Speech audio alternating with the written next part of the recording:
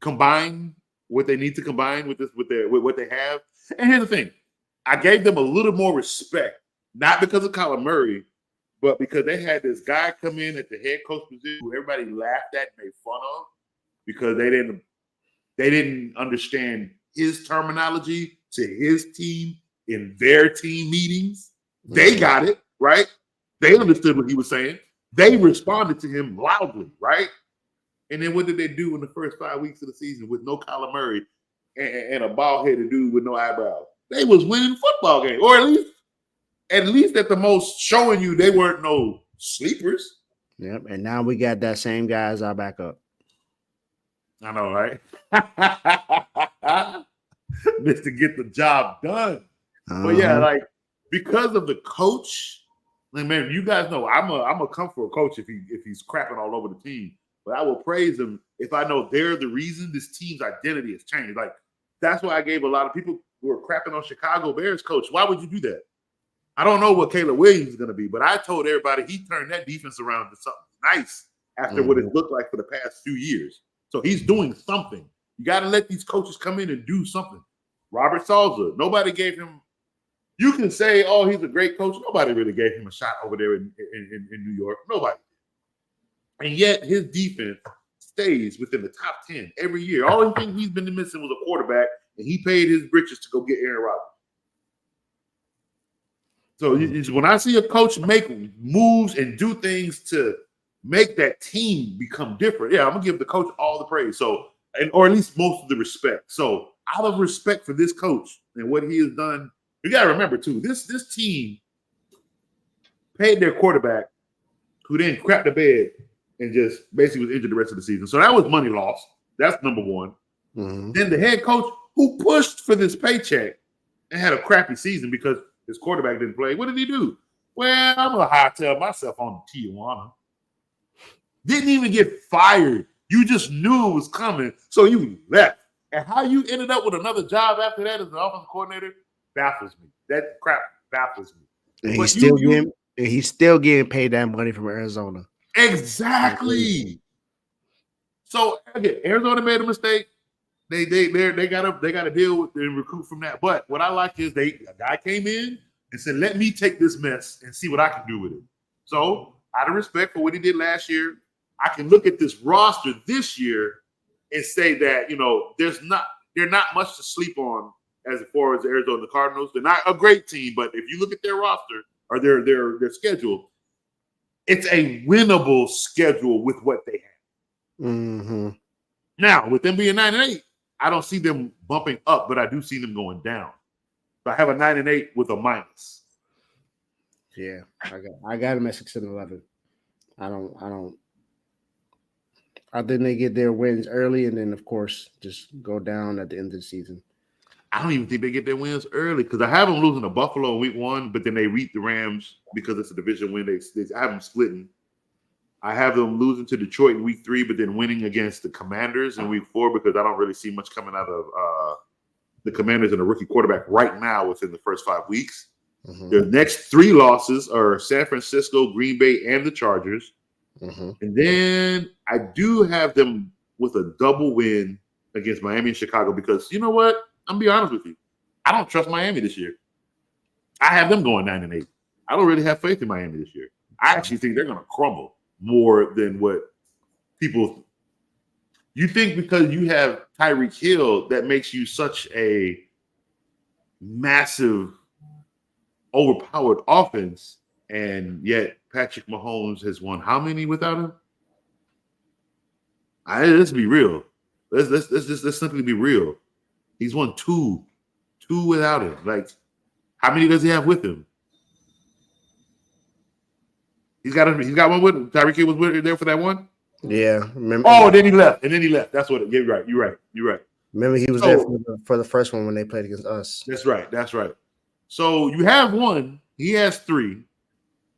Who needs who? He needs Mahomes. He needs a quarterback. I'm gonna say it that. I'm not even gonna say he needs Mahomes. I'm gonna say he needs a quarterback. They had to fix so much of Tua just so he doesn't get hit that if you watch those games, they gotta load up quick. because their offense gets stagnant fast. This is definitely a prove-it year for Tua. Oh yeah, this is for sure a prove-it year for Tua, and he's not going to prove it. I'm telling people that window ended last year. They would look great. They had everything going for them. They even had Devon A-Chain. They had another running back come out of nowhere. Each week they kept coming out point. And then what happened? Nothing. I mean, they put up 60 plus in a game, and nothing happened. All that to lose the first game in the playoffs. Because you don't have a quarterback. And you don't run the ball. Again, I've been saying this again. And you go run the ball, but do they really run the ball? Nah. And then you go up against the Chiefs too. So who, by the way, even with Isaiah Pacheco little leg, what they do? They ran the ball. They kept putting that boy. Why? Because confidence. It breeds something in you. You don't have to be the best at something, but if you're confident in what you do and you actually have the skill set to actually do it, you instead of being so fast, all you got to do is make one slide move. And now that person's eating dirt 5 yards behind you, and you get to jog to the end zone. It ain't about being the most fastest or more powerful. You still have to know how to put those things together. Mm-hmm. Look at Jadeveon Clowney. He ain't putting out there one of them things together. Probably the strongest being that could ever play football, and he couldn't do nothing with it. Mm-hmm.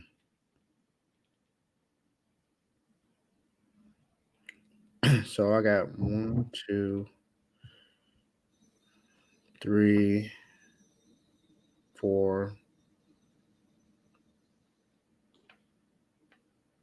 Yeah, I got 6. I got them. Are they splitting with 49ers? No. Okay, so I'm gonna. You know what? I can take that game away because it's the last game of the season. Oh no! Is that the one where I said that's the one where you said? That's the one you. Yeah, that's the one I'm gonna leave. Yeah, I'm gonna leave that one because it's the last game of the season. Yeah, because you said it won't matter. Last game. Could they lose? I got them winning a game against the Rams. I have them winning a game against the Seahawks. I got them beating the Bears. I have them beating the Patriots and the Panthers. Me too. And I also have them beating the Vikings. Yeah, me too. So that's why I got 6 wins. And you said you have them beating the Dolphins or no? No. Okay, you don't have them beating the Dolphins. I have more faith in them than the Dolphins. That's my thing. What about the Commanders? You have them losing or beating the Commanders? I haven't beaten the Commanders. Okay, me too. And you have them losing. You have them splitting with the Chargers. No, they don't play the Chargers. They're not in the division. You have them losing to the Chargers? Yeah. Okay, me too. I have them splitting with the Rams. That's what I think. They win a game against the Rams. They win a game against the Commanders. They win a game against the Seahawks. They win a game against the Bears. They win a game against the Vikings, and then they. Oh no! I think so. Actually, I'm gonna change that. So I think I have them going 7-10. So I have them splitting with the Seahawks, and then beating the Vikings, beating the Patriots and the Panthers. Okay. So that's 7. I believe that's 7. So it's 1, 2, 3, 4, 5, 6, 7. Okay. Yeah. I can do that because then I can keep my 9 with a minus to go down. Yeah. So I have the Seahawks and Cardinals pretty much finishing with the same record. Yeah. And I think I do. Yeah, pretty much the same. Cardinals, Seahawks. Oh, no, I got them at 6-11. And I got Arizona. Yeah, I got Arizona 9-8. I think they're better than the Seahawks this year. Mm-hmm. They still got James Conner. They added another running back behind James Conner. They do have a great wide receiver, great rookie wide receiver. They still have. They have Marvin Harrison Jr., so you're absolutely correct about that. They did, and they still have weapons at the receiver position. They don't have a tight end, I think. But I think that's a no. Yes, they do. Yes, they do. Because he was getting hit by Kyle. I told you, Trey McBride is really good. He's I was really good. grabbing I picked him on my fantasy team. That's how good he was. I said, hey, hold up. Let me go pick him up real quick. As a matter of fact, somebody won his fantasy. He got into the playoffs with his last game because me and him were talking, and I actually told him to grab the Raiders tight end because if that was somebody that O'Connell can hit, it's that tight end over there because they're both good. And he said if he was going to bet money and just risk it all, it had to be on Trey McBride. Why? Because Kyler Murray just loves throwing to the tight end. And when you see something like that, you don't go away from it. Same as Kirk Cousins. You don't go away from a tight end. That's why I'm so big on Kyle Pitts this year because he has Kirk Cousins. Kirk Cousins loves tight ends. So with now that I'm looking at their roster, that roster ain't looking too bad now. So I think I'm good with my 9-8 for the Arizona. I still have them with the minus though because they can still lose to Miami that I have them winning, and they can lose that Minnesota game, and of course the last game against the 49ers. And I'm a little iffy on that Minnesota game. Yeah. That last game against us might give them 8, might put them at 8 wins for me. Mm-hmm. It might not matter for us. Exactly. And that might put us at 12-5. But hey, either way. I have us winning the division again this year. And that's another what Joe said in his comment a while ago. This one here. That's the reason I have no faith in the Dolphins. They don't play physical football. They just score a lot. But if you make them play your kind of game, they can't do it. Again, they don't sustain enough runs to manage the clock. If you look at the way they manage the offense, it's not clock manageable. It's about points. It's just about getting the points up. And then because their defense isn't that great, they when you watch their defense, and I tell people don't go off what their fantasy numbers look like. You have to go off where this defense is placed. Okay, they're behind 15. They're like within that between 15 and 20, basically. Because yes, there's games where they're gonna make you turn the ball over, but there's also games where you're going to beat their defense, and their defense can't basically. They're basically like once you score too many points on that Dolphins defense, it's like it just keeps going. Like they can't stop it, and it's weird. Like if you don't do it, they can sustain it. But it's like once you get a rhythm on them, you're there. It's like they can't get themselves out of that hole. That's true. Now on offense, what they're doing, they're just launching the ball up, and now they have more 3-and-outs than they did before the first half. Yeah, but I also just know that our defense is going to be too physical for them too, because of all the moves that we made, getting I just always I forget names when I get to this point, but I like the defensive tackle, right, or the defensive end. The DN, I think it was Leonard Floyd or something like that. Yeah. You guys picked up Leonard Floyd. So got him, and then he plays linebacker too. Mm-hmm. And then I like that corner that we drafted out of Florida State as well, Bernardo Green, out of Florida State. He's a physical corner, and that's something that we need. We need a physical corner because we already got Trevarius Ward, who's a physical. And then I got the other guy. Now, do people know what physical corner means? The Amador Lenore. That means press up, man corner. What that means, for you football fans out there that need to know what this means, I'm going to give you the best example I can give you. And I'm going to take you back to the Patriots when they had Darrelle Revis on one side and they had Darryl Brown from the Seahawks on the other side. Okay, they had the best secondary. They had the number one secondary in the NFL because you couldn't pass on them. You want to know why? Because you couldn't pass on Darrelle Revis, and because Darryl Browner was such a press corner, it's almost like the refs were annoyed with him and were just throwing the flag. And let me tell you something about Bill Belichick. Okay, you get flags thrown on you, where do you go? To the sideline. You know who never went to the sideline for having a flag thrown? Darryl Browner. You want to know why? Because you will always get a flag thrown on you for being a physical corner. Because that's just it's one of those skill sets that annoys because they can't see when you release. Because one of the perfect things about being a press corner is you get to lock in for 5 yards. Okay, for 5 yards. Here's where the problem lies. The referees don't know where that 5 yard lies between your heel and your damn toe. That's why they throw the flag so quick, because they can't determine, and they will not go stop the clock and go review the play to see where your foot was from them 5 yards. You see what I'm saying? But be a physical corner means that person in front of you is going to have the worst possible day, because everything about you to him is just about beating him up.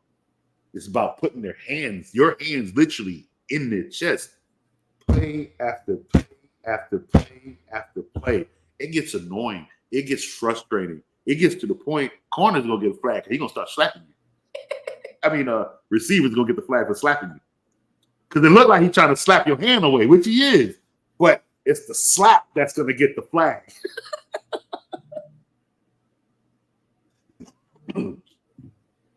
But yeah, you guys with that physical corner, that's gonna it changes the landscape of what you can do defensively, and it changes the landscape of what that offense needs to do to you. Because if you take away their air and only thing you provide them is the ground, you can understand one thing: they're gonna have a long day.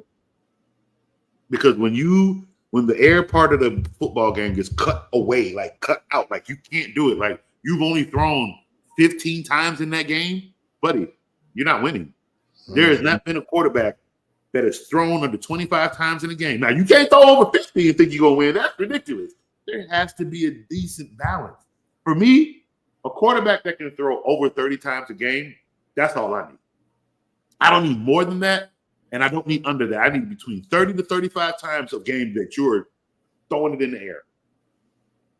Because the rest of that, those other 20-something touches, that's on the ground. That's the balance that we need. We need a 30-20 balance. Sometimes the game might shift where it needs to be a 20-30 balance. 20 from the air, 30 on the ground. It happens.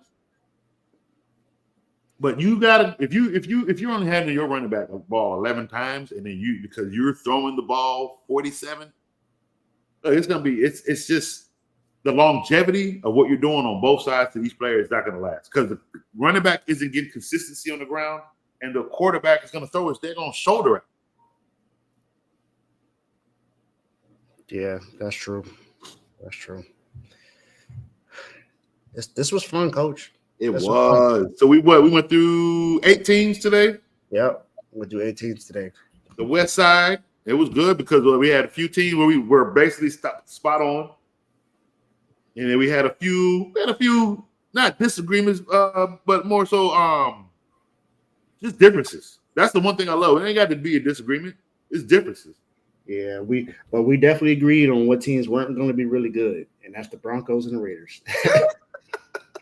And that same division, like, it sucks because that division they went from, and that they didn't show it. Trust me, they didn't show it. But it was one point we were just like, yo, this division is going to be the division we've never seen. That same year they came out. It just went. It was the Chiefs winning 11 games out of that ugly division that gave any relevance. It was the first year Russell Wilson was there. That's what it was. His first year. We thought that division was going to be nice. We was like, oh, okay, Broncos trying to get back up there. And then it was just like, no. And the worst part about it is Russell did everything he could. He had the yards. You look at the game, dude throwing 300 yards a game. Couldn't score one single touchdown. Like, what are you doing? Like, I don't know how to answer that question. You're in the red zone. It's not like you were 40 yards out. It's not like you were 60 yards out. Most of your touchdowns, you were in the red zone. You look good, Coach. Look, your guess is as good as mine. It's as good as mine. I don't know. But Russell Wilson is now in Pittsburgh, so we'll see what happens with that. We're going to see. We're going to see if he keeps the job or if Justin Fields takes it over. Don't know. That's my next. That's going to be the next set, the AFC, NFC North. Oh, that's going to be nice. Yeah. Might want to see if Carl wants to be on that one. I was going to see. That'll be, I like that, yeah. Or see if Carl and Javon might be able to go on that. Ooh, that would be interesting. Right. 2 of them in the same division. Hold on, because there's a Browns fan too. Tay. We got a Browns fan in the group too, man. Oh, man. Okay. So I'm going to get with Joe. I'm gonna see what we can put together because we may have to have a bigger panel for this one. May have to because the AFC North has more fans than people think. Yeah. The if you look at the chat, it's more so the AFC North and the NFC East. That's what it is. Yep. That's why I did the NFC East that one time first. and a little sprinkle of the AFC East. Yeah, we got a little Bills. We got a little bit of Bills in you got two Dolphin fans in there now. You got a Bills fan. Yep. Me as a Patriots fan, of course. Yeah, I guess, and my brother's a Patriots fan. Yep, absolutely. And Teddy, and Jovan. So Jovan. Yep. So we got every division like this. No bull. Except for the we don't have the NFC North. We don't have them in there. We don't have the NFC South. We don't have a Packers fan over here. We do have the NFC South because Trent is a Buccaneers fan. So we got that. That's true. Yeah, he is a Buc fan. But we don't have any NFC North fans. No. I mean, I guess Carl kind of counts because he roots for the Lions, but he's not. Oh no, he does. He does. He's a Lions fan. He does count. Yeah, that counts. That does count. He just roots for the Lions for his mom. So that's pretty much it. What about we don't have an AFC South? We don't have an AFC South fan. Don't have an AFC South. No, we don't. Nobody has come on here talking about the Titans. No Colts, Titans, Texans, Jaguars. Nobody's coming here talking about them. No, you're right. We got two divisions that need somebody. So right. Somebody. We might get some bandwagon soon because they do got a beautiful quarterback over there. The Texans definitely gonna have some bandwagons coming up soon. Absolutely. I kind of sort of root for them, but that's because of the head coach. That's why I kind of root for them. And that's very true. He's been D'Amico Ryans has been your guy since he was your defensive coordinator. So absolutely. Exactly. And then of course they got my boy Jimmy Ward over there. You know how Ward, that's my guy. So we don't have an AFC South fan base. Okay. We gotta work on that. Yeah, we got two fan bases we need to work on. The AFC South and the NFC North. So if you're out there, we do have a representative for the AFC West. It's just the Broncos, but NFC South. Buccaneers. Trent's a Buccaneers. Trent. Okay. There's a Saints fan in there too, I think. I can't remember who it was, but there's a Saints fan in there too. Might be, but they're not that active. I know that much. But man, this was definitely a great show. Absolutely. I hope you all enjoyed it for sure. For sure. So I mean, my last words are thank y'all for tuning in. Coach, I'm glad that I was able to be here today. Definitely glad that I was able to make it today. This was one of the best episodes I've been able to be on. Awesome. And now it's go get my football views up. I'm coming for them awards next year, man. Here we go. My brother walked away with 4. I predicted last year on the award show that my brother was going to walk away with some awards. He walked away with 4 this time. Jeez. College basketball, college football. I believe it was basketball, the NBA, and MVP. I'm almost kind of. If you didn't listen to Coach, I'm a little glad because the boy would have walked away with 5 trophies. No, listening to Coach, boy, what? Horrible. That's knowledge, people. That's knowledge, and that's threatening. That's false. But man, but yeah, thank you for allowing me to be on here. Coach, you have a great day. Thank you so much. For everyone out there, I like to do this on all shows that I'm on. It is Men's Mental Health Month. So take care of yourself, men. Know that you are a leader. You are loved. You are cared for. You are valued. You are appreciated. Take care of you. You can't take care of no one else if you're not taking care of yourself. Mental health is very, very important, especially in our community. Just because you show your emotions